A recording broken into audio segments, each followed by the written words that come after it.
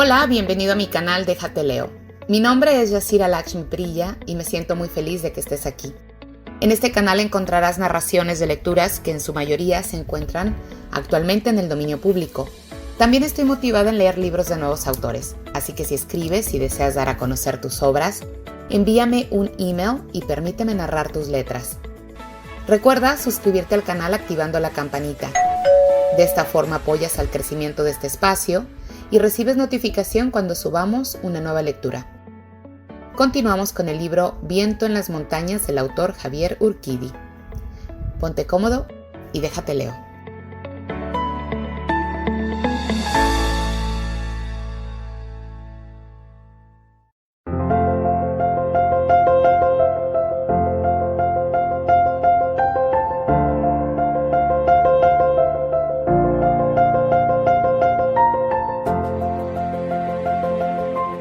Capítulo 21. Mientras los maestros disfrutaban de una amena velada, los pasajeros del tren sufrían por lo inesperado del accidente. Los primeros rayos de un vigoroso sol alumbraron el paisaje que rodeaba el ferrocarril, que parecía una enorme serpiente descansando a la entrada de su madriguera, casi bloqueada por el alud de las rocas que se desprendieron de los altos tajos cortados a la montaña, provocando el derrumbe que causó el accidente del tren. La máquina y el primer vagón se encontraban recargados en la pared derecha del paso, siendo esta la causa de que no se hubiera volcado por completo. Se veían rieles retorcidos como serpientes al aire y muchas ventanillas habían perdido los cristales a causa del fuerte impacto. Hacia el lado izquierdo se podía admirar un enorme voladero de más de 100 metros de profundidad, el cual el sol del amanecer le arrancaba destellos multicolores debido a la gran variedad de minerales que poseía en sus rocas. Al fondo, un riachuelo de agua verdosa avanzaba con lentitud escurriéndose entre las piedras. En el interior de los vagones, los pasajeros empezaron a dar señas de vida, comenzando a escudriñar el lugar en el que se encontraban, bajando deprisa para poder ser testigos del estado en que se encontraba la parte delantera del tren. El personal del ferrocarril trataba desde el momento del accidente de establecer comunicación con alguna de las estaciones para dar parte del suceso a las autoridades superiores. Hasta ese momento, todo había sido un trabajo infructuoso. Las ondas de radio no lograban ningún contacto y la línea del telégrafo estaba destruida. La máquina, al descarrilarse, había arrancado de golpe uno de los postes del mismo. El alambrado se había reventado en 1000 pedazos. Lo único que quedaba era esperar al siguiente tren, lo cual podría suceder hasta la noche de ese día. Al enterarse de la situación real, el maestro Pizarro, previa consulta con los otros adultos del grupo, ordenó que bajaran lo necesario para formar un campamento provisional. Para tal efecto era necesario descender hasta el fondo del barranco y acampar a un lado del riachuelo. Solo bajaron utensilios de cocina, cuchillos, cantimploras y algunas cobijas para recostarse a la sombra de los árboles de buen tamaño que abundaban en las ribieras del río. Los que gustaban de la cacería de presas menores bajaron las resorteras para tener algo en que ocuparse durante todo ese día. Aunque era muy temprano, el calor empezaba a ser sofocante. Después de instalar el campamento improvisado, algunos se metieron a nadar en un remanso profundo que encontraron a poca distancia del campamento. A las mujeres les correspondía esa mañana preparar el desayuno. Aprovechando que podían encender un fuego, se dieron a la tarea de juntar palos secos y ramas. La leña abundaba por todas partes, parecía que nunca un ser humano había estado en ese lugar. Lleno de hojas resecas amontonadas y con una ausencia de ruidos citadinos que sorprendía a todos los del grupo, haciéndolos sentir libres, respirando aire puro con olor a hierba, sintiéndose contagiados de la frescura de la naturaleza. Los demás pasajeros, que no esperaban una situación parecida, llevaban alimento solo para un día, el cual ya había transcurrido, solo les quedaba un poco del día anterior. El comedor del tren era insuficiente y muy caro para la mayoría de los viajeros de segunda clase. Aún así, se terminó todo demasiado pronto. Los niños pequeños empezaban a pedir comida, las madres desesperadas conseguían restos de pan o tortilla para ellos. Al agotarse las reservas de agua de los depósitos del tren, la gente adulta empezó a bajar por el preciado líquido hasta el riachuelo, y al hacerlo su garganta segregaba mayor cantidad de adrenalina. Los olores de carne asada que tenían los excursionistas les hacían recordar que sus organismos les pedían alimento. Poco después del mediodía, llegó al lugar un motor, transporte utilizado en las líneas ferroviarias para llevar personal a pequeñas distancias. El vehículo parecía la estación pasada más próxima. Por casualidad se encontraba en un viaje de reconocimiento en ese tramo. Grande fue la sorpresa al ver al tren varado. Frenaron de pronto, casi a punto de volcarse.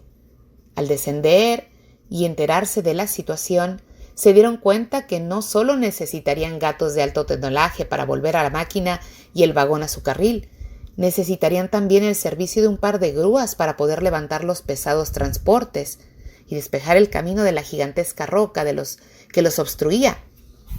Sin embargo, ayudaron mucho. Se regresaron a su lugar de origen y volvieron cargados de alimentos sencillos, hechos con poca variedad de ingredientes, y lo distribuyeron entre las familias. No fue suficiente, pero en parte calmó el hambre de la mayoría. Deseaban traer más comestibles. El problema es que ya no había en su pequeño poblado. Aprovechando el momento, un vecino de la estación a la cual pertenecían los trabajadores del ferrocarril, que habían traído alimentos, llegó al lugar del accidente caminando, bordeando todo el riachuelo. Lo acompañaba la esposa y una de sus hijos. Cargaban un cazo grande de cobre y unos paquetes que no dejaban ver su contenido. Los tres caminaban en silencio. Delante de ellos iban dos cerdos grandes, negros, con una franja blanca que les rodeaba el pecho. Ambos se detenían a mordisquear las hierbas y raíces de nopal que se encontraban a su paso. Siendo azuzados de inmediato por el muchacho, que al igual que sus padres calzaba guaraches de 3 agujeros, ropa de mezclilla y sombrero fabricado con fibras de lechuguilla. Los primeros en descubrirlos fueron los excursionistas que se encontraban acampados. Les extrañó su presencia, pero más se sorprendieron cuando el señor señaló un lugar plano, protegido en un costado por una roca de buen tamaño. Acercaron 4 piedras, colocando encima el cazo que llevaban. El muchacho ya andaba juntando leños secos y la mujer empezó a carrear botes de agua. El señor afilaba con una laja un par de cuchillos. No hizo falta más. Los excursionistas sabían ya lo que se proponía hacer esa familia sencilla y humilde, pero limpia en su persona. Lo único que habían hablado ambos grupos hasta entonces fue un saludo escueto, sin más comentario. El maestro, que hasta entonces permaneció impasible, se acercó a ellos, seguido por el resto del grupo que en ese momento ahí estaba. A manera de introducción de la plática solo dijo: «Buenas tardes, amigo».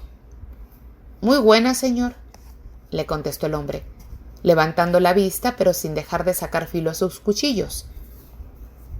«Señor, ¿qué piensa freír? ¿Chicharrones?» «Pues, ¿pa' qué le digo que no, si ansina es?», contestó el hombre con voz amable y con el tono característico de la región serrana. «¿Viven por aquí cerca, en algún rancho?» «Sí, señor, aquí nomás tras el cerro ese. Nos dimos cuenta en el pueblo que no tienen que comer los señores pasajeros. Aquí estamos para ayudar y ayudarnos con unos centavitos que nos hacen mucha falta». «Me da mucho gusto que hayan venido y así ayudar a los que necesitan alimento. Hasta nosotros le vamos a comprar unas carnitas». «Muchas gracias, señor», contestó con una caravana. «Pero debemos darnos prisa porque la noche se nos hace encima, ya se está ocultando el sol». «Si nos permite, nosotros podemos auxiliarle en algo», se ofreció el maestro. «Gracias, señor. Así sí terminaremos pronto», afirmó con una amplia sonrisa. Un equipo de excursionistas se puso de inmediato a ayudar. Unos traían agua para hervirla, otros acarreaban leña. El primer cerdo fue sacrificado sobre una piedra lisa que servía como mesa. Con agua hirviendo lo pelaron en pocos minutos, haciendo lo mismo con el otro cerdo. Mientras se freía la primera parte de la carne, numerosas personas habían descendido al barranco, haciendo pedidos de las sabrosas carnitas que se estaban preparando en el insólito lugar. Con tan especiales circunstancias, la mayoría de los pasajeros adultos había probado un poco de comida en todo el día. Sentían un agudo dolor en la boca del estómago. No regresaron al tren hasta que llevaban una bolsa con carnitas calientitas. No hubo necesidad de llevarlas hasta los carros para ofrecerlas. Caso que estaba listo, tenía a los ansiosos clientes esperando para ser devoradas. Hasta los extranjeros que viajaban en los vagones de primera clase habían bajado al río para tomar fotografías. Al enterarse de la venta, apartaron un paquete de la deliciosa comida mexicana que ahí mismo disfrutaron. Lo único que alcanzaban a decir en español era ¡Oh, mucho bueno, mi querer otro! Antes de oscurecer por completo, la luna había salido majestuosa como siempre. La fritanga se había terminado y había faltado mucha carne.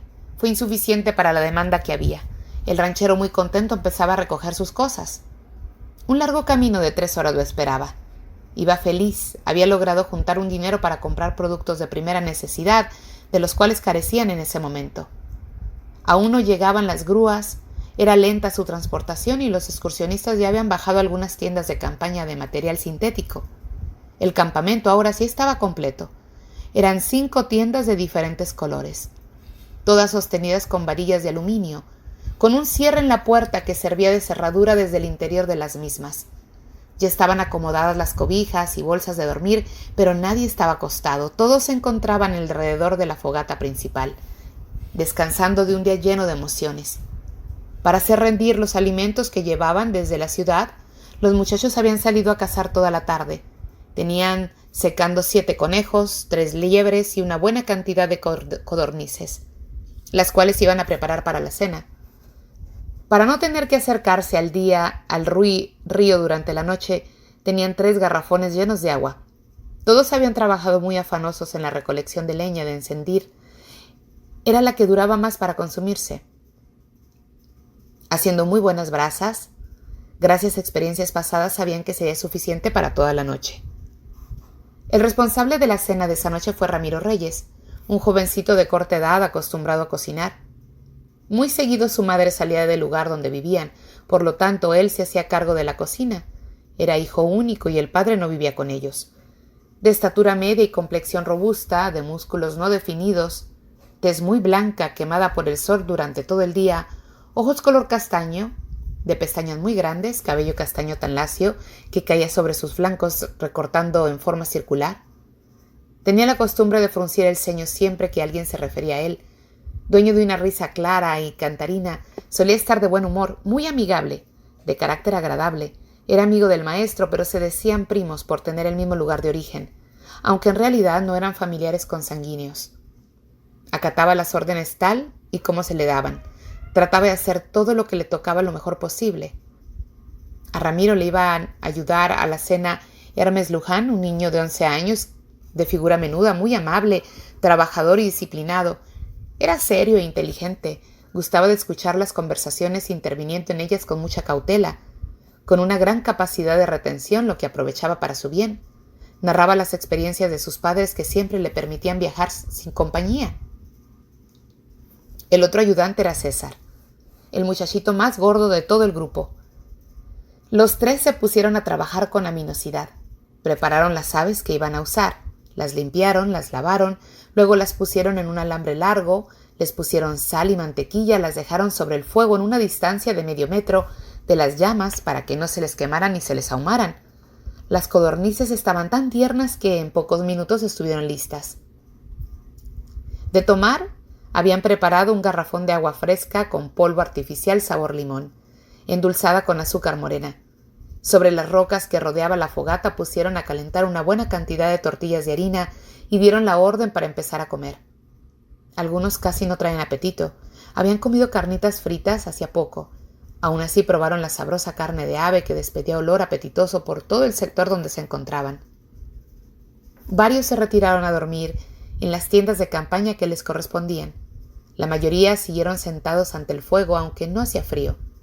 El vientecillo que venía de las altas cumbres nevadas se dejaba sentir de vez en cuando.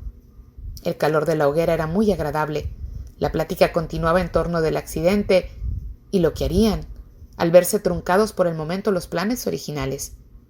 Para acompañar la charla, los encargados de la cena prepararon una bebida a base de cáscara de naranja. Casi era la medianoche cuando el silbar de una locomotora llamó la atención.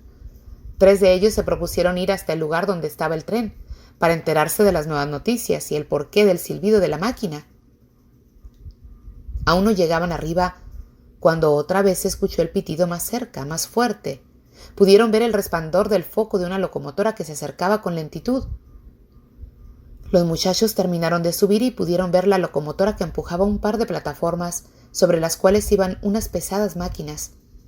Al acercarse vieron que se trataba de una grúa y un trascabo.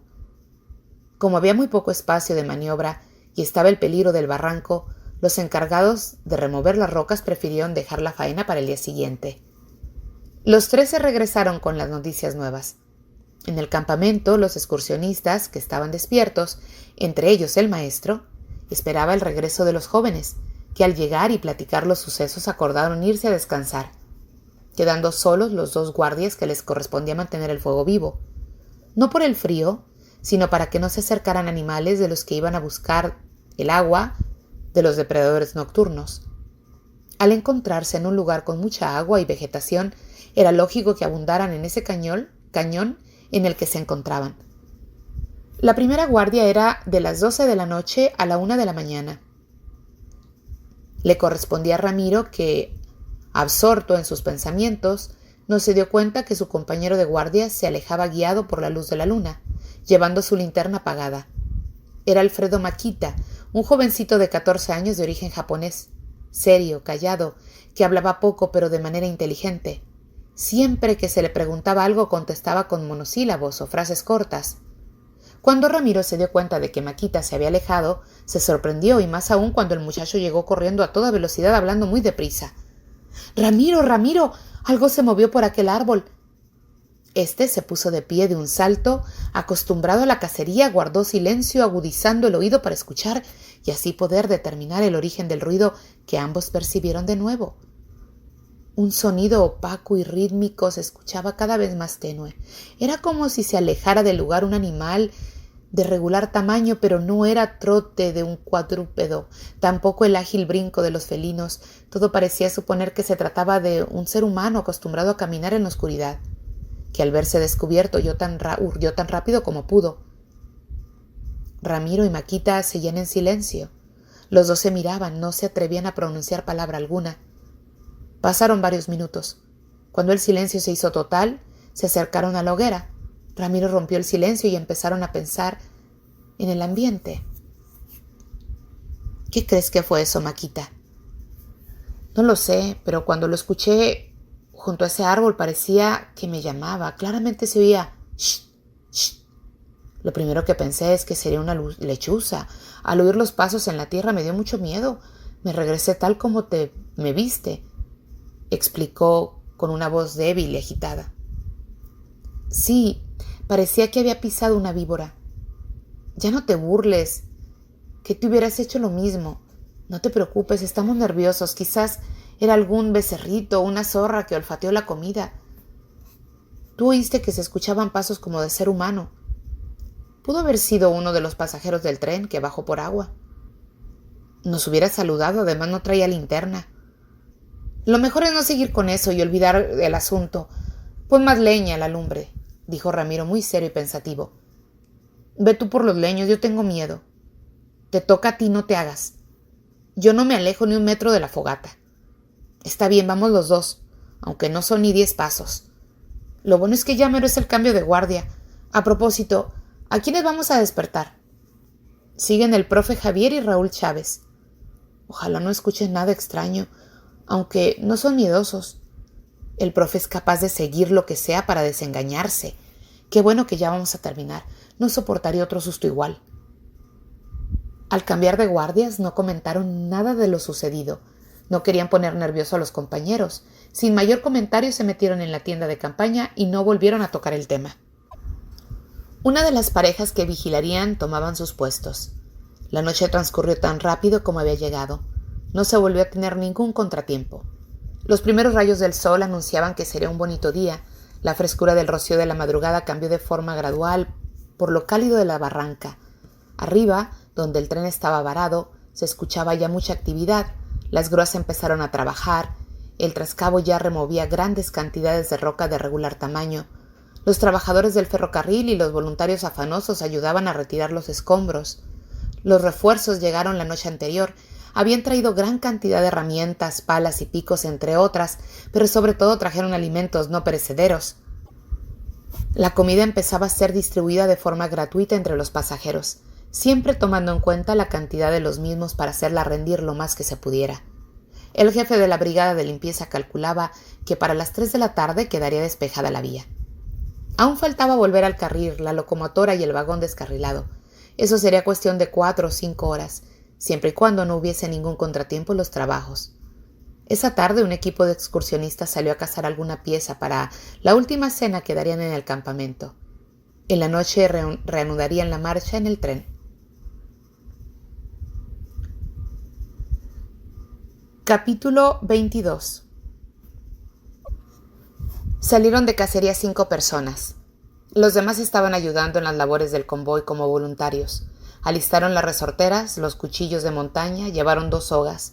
En ocasiones tenían que escalar pronunciadas pendientes o tender algún puente colgante en los arroyos, pero en lo que más utilizaban para atar las piezas de caza que lograban.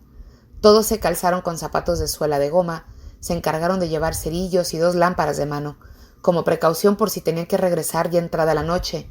En el botiquín portátil llevarían lo necesario. Llenaron los cantimploras con agua del arroyo y sin más se despidieron. Las mujeres del grupo jugaban muy alegres con una cuerda, ya tenían limpio todo y arreglado el campamento. Estaban pasando el tiempo, esperando la hora de preparar la cena. Esa noche les tocaba hacerlo todo a ellas. Se despidieron de los muchachos recomendándoles que regresaran temprano para alcanzar a cocinar bien los alimentos. Querían tener todo listo para la hora en la que el tren partiría de nuevo. Desaparecieron rápido de vista. Caminaban en fila india, en silencio durante los primeros minutos. La marcha la encabezaba Martín, enseguida iba Enrique, luego Raúl y Panchito. Cerraba la marcha Chuchín Corea, el más pequeño de todo el grupo de excursionistas. Contaba con 9 años, pero estuvo siempre acostumbrado a trabajar con personas adultas y a participar de sus actividades. Cuando veía un nido, corría para ver si su interior se quedaba atrás por un instante, pero de inmediato recuperaba el terreno perdido. Hacía preguntas de todo lo que para él era desconocido y muy a menudo lo tenían que callar o ignorar sus cuestionamientos.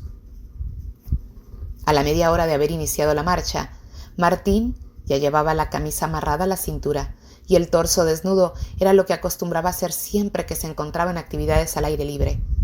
Levantó la mano derecha imponiendo el alto. Su mirada quedó fija en unos matorrales amarillentos. De manera instintiva prepararon las resorteras, se acercaron cautelosos paso a paso con firmeza y seguridad.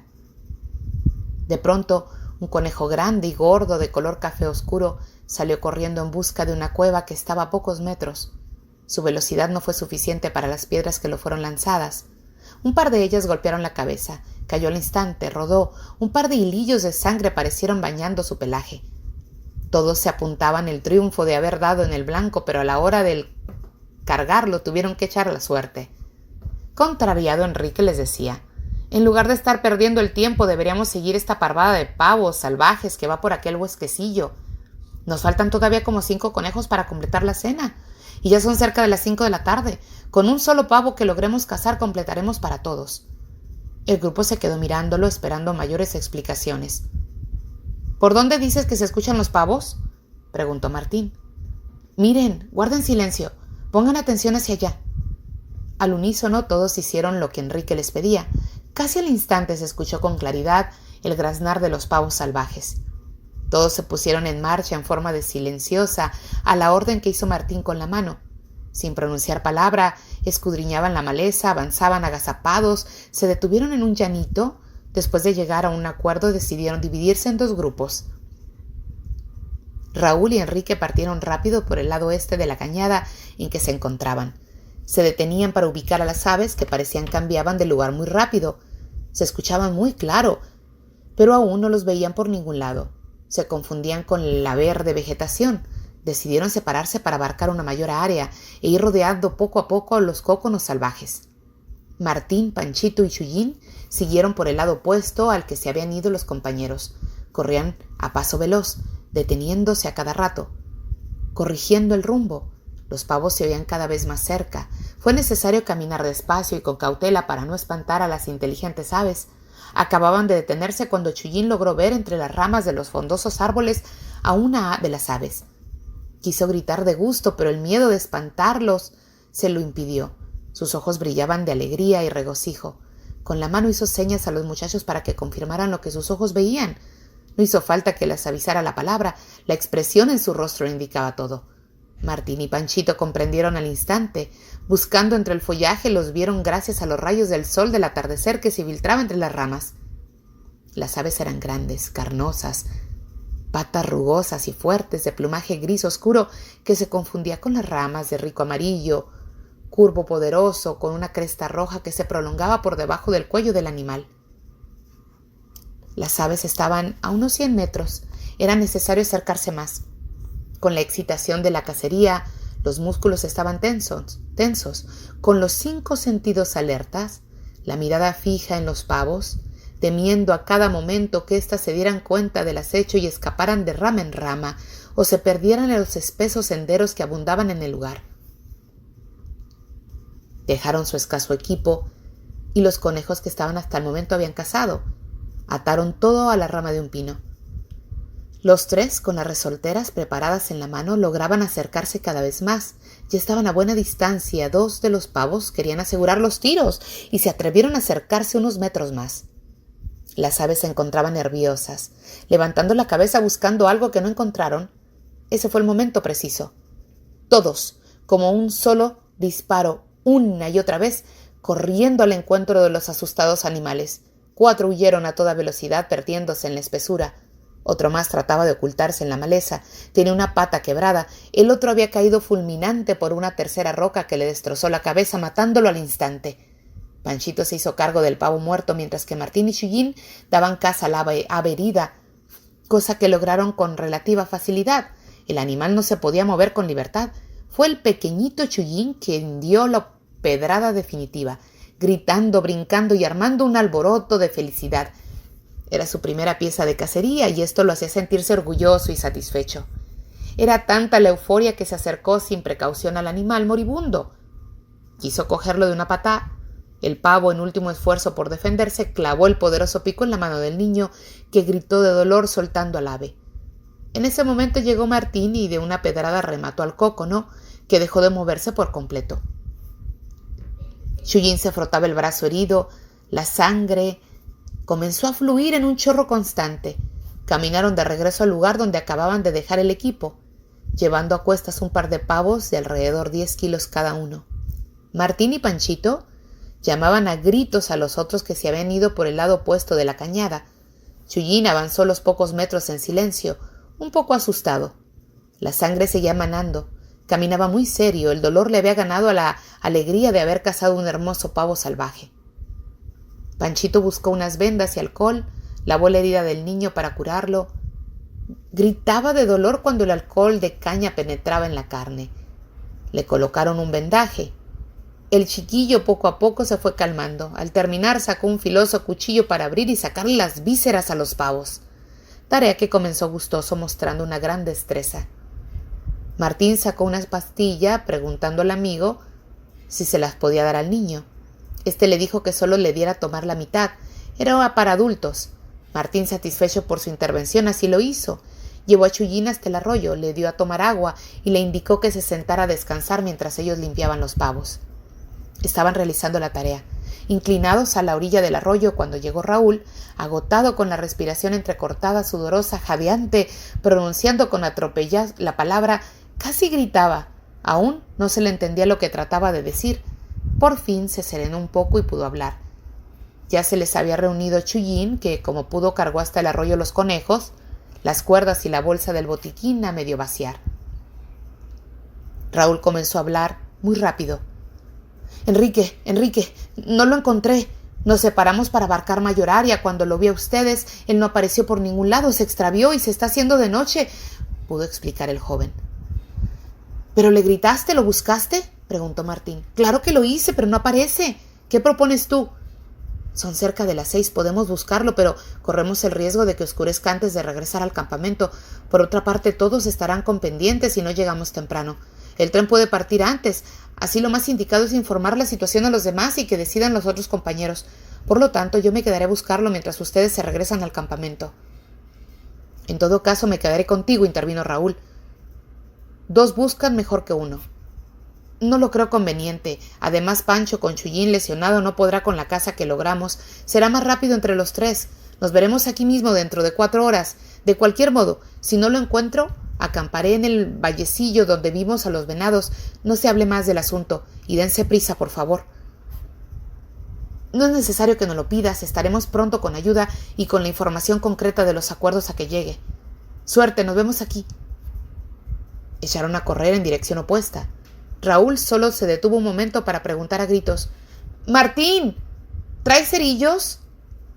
Martín se detuvo afirmando con un movimiento de cabeza. Tenía mucho tiempo por excursiones. Los fósforos eran imprescindibles en cualquier hora. En el campo se estaba expuesto a contingencias imprescindibles. Avanzaban los tres muy apresurados. Iban en completo silencio, pensativos, apresurados y cabizbajos, con la determinación de llegar lo antes posible. Todavía se veía con bastante claridad cuando divisaron el campamento. Ya no estaban las tiendas, todo estaba empacado, quedaban solo las cosas que se utilizarían para preparar la cena. Corrieron a toda prisa para cubrir los 200 metros que aún les separaban. Las muchachas estaban pelando unas papas, 2 de los chicos encendían una fogata, otros preparaban o cerraban sus mochilas. El maestro Javier, Ramiro, Arturo y Luis Carlos, formando un corrillo, platicaban sentados sobre una amplia piedra laja que se extendía hasta la orilla del arroyo. Todos voltearon al descubrir a los muchachos que llegaban a toda prisa. Se sorprendieron, sabían que eran 5 los que andaban cazando y solo llegaban 3 de ellos. Por su semblante y la prisa con la que arribaban al campamento, parecía que algo estaba sucediendo. Hermes y César, los 2 niños que quedaban en el campamento, se fijaron en los pavos y conejos que cargaban, corriendo a su encuentro para ayudar. Los 2 felices pidieron autorización para limpiarlos en el arroyo, encaminándose esa tarea mientras el resto rodeaba a los recién llegados con un cúmulo de preguntas por brotar, que no fueron formuladas. Raúl empezó a relatar lo acontecido auxiliado por Panchito. Nora, la encargada del botiquín, al ver el brazo del pequeño Chuyín envuelto en vendas, se sobresaltó y de inmediato se puso a revisar al chiquillo. Chuyín, a su vez, les platicaba la forma en que el pavo la había herido. Claro que no mencionó que fue una imprudencia suya, sino que el animal le había brincado a la cara, que tuvo que luchar para quitárselo, que al final él había ganado. Con la nueva curación y una cápsula antibiótica el dolor había desaparecido. El niño se sentía con ánimos de contar a todos la gran hazaña. Ya planteada la cuestión, todos analizaban el asunto. Se notaba una gran preocupación en los presentes. El maestro dio a conocer sus posibilidades. Son las 7:30. El tren partirá a la 1 de la mañana a más tardar. La noche se nos viene encima. Aunque localicemos a los muchachos, no tendremos tiempo de estar de regreso. Por lo tanto, tendremos que quedarnos por fuerza hasta otro día si tenemos suerte. Aquí nos encontramos 33 personas, suponiendo que estaremos en la sierra varios días. Habrá que proveernos nuestras propias alimentaciones, así que si el grupo es más reducido tendremos mayor oportunidad de aguantar bastante tiempo. Tiene razón el profe, intervino Ramiro. Además, habrá que caminar mucho, escalar, dormir a la intemperie, buscarnos nuestras propias comidas y aquí hay personas que no lo pueden hacer. Por lo tanto, propongo que se queden los necesarios, que el resto continúe el viaje tal y como está planeado. No es justo, intervino Nora, poniéndose de pie en el centro del círculo. Yo no sabré cazar, pero quiero ayudar. Creo que sería de utilidad con mi botiquín. Deseo quedarme. Espero que me lo permitan. Yo estoy acostumbrado a caminar mucho. Además, ayudaría en la preparación de la comida, habló Delfina resuelta. A mí me gustaría quedarme. Francisco Azcarate tomó la palabra. Pero tengo que iniciar un nuevo curso de medicina. Me es imposible disponer de más tiempo que el previsto. Lo único que deseo saber es ¿quién se hará cargo del grupo que continúe el viaje? Bueno, si tú aceptas, a mí me gustaría que me sustituyeras en ese lugar. Tienes capacidad de organización y disciplina, que es lo principal para dirigir a un grupo. Estoy de acuerdo, pero falta decidir quiénes se irán conmigo y si ellos aceptan su propuesta. Todos volteaban a verse con nerviosismo. A muchos les agradaba la idea de quedarse, deseaban ayudar al compañero extraviado, estaban acostumbrados a las emociones fuertes y a esta búsqueda prometía brindar muchas. Se encontraban en lo más recóndito de la sierra de Chihuahua, parajes solos, salvajes, la mayoría sin explorar, incomunicados, bellos. De común acuerdo, ambos grupos se fueron formando, algunos decían tener otros pendientes y los demás pensaban en sus familias que esperaban su retorno sin contratiempos. La mayoría deseaba quedarse. Solo las palabras del maestro los convenció de que continuaran el viaje al mando del doctor Azcarate. Los que más protestaron fueron un señor muy flojo, atenido, y Chuyín. El primero a toda costa quería quedarse en la sierra. Les hicieron ver que serían un estorbo para todos, que no los querían en el grupo de rescate. El señor, refunfuñando y maldiciendo, tuvo que acatar la disposición. El pequeño Chullín, con los ojos rojos a punto de llorar, miraba al maestro como diciendo: «Déjeme con ustedes, le juro que no voy a estorbar». Pero la mirada fría del maestro le impidió decir la palabra alguna. Con la cabeza agachada, con lentitud, se puso a preparar la mochila. Un par de lágrimas lo traicionaron rodando por sus mejillas. Las limpió con el vendaje de la mano, no quería que lo vieran llorar. La noche era iluminada por la luna, que a su vez alumbraba a los excursionistas que cenaban juntos por primera vez y por última. El pavo rostizado que cocinaron las mujeres estaba delicioso.